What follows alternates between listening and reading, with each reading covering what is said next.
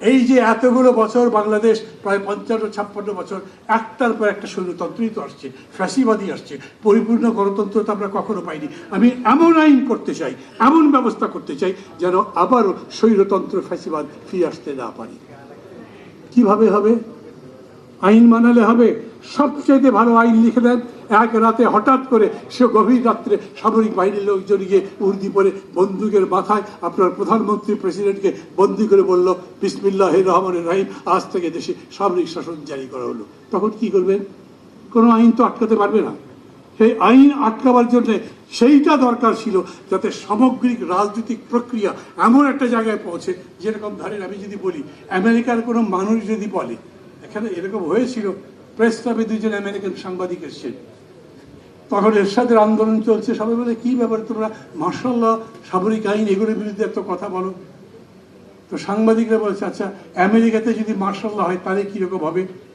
American সাংবাদিক দুজন হো করে হেসে উঠেছে। এরা তাকিয়ে আছে, সাংবাদিক জবাব দিক, ওরা তো আর জবাব দেয় না, ওরা হাসি দিয়ে শেষ। বললে ব্যাপার কি, জবাব দাও। বললো আরে আমি তো জবাব দিলাম হেসে, আমেরিকাতে যদি কেউ বলে সামরিক আইন হয়েছে, হাসতে হাসতে লোকের শেষ হয়ে যাবে, সামরিক আইন আবার কি? ওরা সামরিক আইন দিয়ে দেশ চলে তা ভাবতেই পারে না। আর আমাদের দেশে সামরিক আইন যখন হয় তখন মানুষ মিছিল করে, কারফিউ দেখতে যায়, সামরিক বাহিনীকে পারলে ফুলের মালা দিতে থাকে। মানুষের এই মানসিকতা, মানুষের এই মনন যখন বদলাবে, সমগ্র রাজনীতির মনন যখন বদলাবে, তার কাঠামো যখন বদলাবে, বডি পলিটিক্স যখন বদলে যাবে, তখন আপনি আশা করতে পারেন একটা ভালো কিছু হতে পারে। সেই রকম কিছু হচ্ছে। তা যদি হয় তাহলে এতগুলো অধ্যাদেশের যেই অধ্যাদেশগুলো হওয়ার দরকার ছিল সেইগুলো এতদিন ধরে সাসপেন্ড রেখেছেন কেন? বলছেন, যেমন সেদিন আমার এক টক শোর মধ্যে আমি একজনকে জিজ্ঞেস করেছি, তিনি বললেন যে এই যে বাজেট সেশনটা হবে, বাজেটের পরে আমরা ওই সবগুলো ধরবো। সেই বাজেট সেশন একটা না দুইটা না তিনটা, কয়টা শেষ হবে তা কি আমি জানি? যেরকম করে বলছেন সেই রকম করে কি করতে পারবেন? সেরকম যদি না পারেন তাহলে তো আমাকে বলতে হবে, আমাকে যথাযথ জায়গায় দাঁড়াতে হবে এবং সময় মতো বুঝতে হবে। আমি আজকে পত্রিকায় পড়লাম, আপনারাও পড়েছেন, আমাদের বিরোধী দলের নেতা বলেছেন যে নির্বাচন হয়েছে সেই নির্বাচনে আমাদেরকে ষড়যন্ত্র করে জোর করে হারিয়ে দেওয়া হয়েছে। পড়েছেন? কথা ঠিক? কবে থেকে ঠিক? এই উপলব্ধি কবে হলো?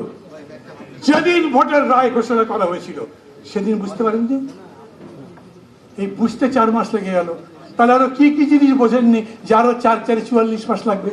এরকম হতে পারে না? কাউকে ছোট করছি না, যিনি বলেছেন তাকে আমি ব্যক্তিগতভাবে খুবই সম্মান করি। একজন জ্ঞানী মানুষ, ভালো মানুষ, এবং তিনি রাজনীতি আন্তরিকভাবে করেন। সব মানবার পরে আমি বলছি এটা এমন একটা জিনিস, এই যে জুলাই অভ্যুত্থান নিয়ে আমরা এত কথা বলি, আমাদের মধ্যে কত আবেগ আছে, আমরা কিভাবে জীবন দিয়েছি, এই রকম লড়াই সারা বিশ্বে কম হয়েছে যে সরাসরি বুক চিতিয়ে বুকের মধ্যে গুলি নিয়ে নেয়।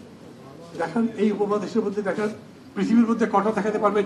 সেই কাজ করে আমরা দেখিয়েছি। যেটা যে বলে না সাবাস বাংলাদেশ, পৃথিবী অবাক তাকিয়ে নয়, জ্বলে পুড়ে মরে সরকার তবু মাথার অবাক নয়। আমরা মাথা নত করি নাই। আমাদের নামে ব্রিটিশরা দোষ দিয়েছে, ওরা ভীরু কাপুরুষ খালি পরচর্চা করে মিথ্যা কথা বলে, এই বাঙালিদের দিয়ে কিছু হবে না। কিন্তু বাঙালি যে সাহসিকতা দেখিয়েছে, বাঙালি যে কমিটমেন্ট দেখিয়েছে, বাঙালি তার অঙ্গীকারের সাথে যে এখন পর্যন্ত আছে, সেটা অনন্য।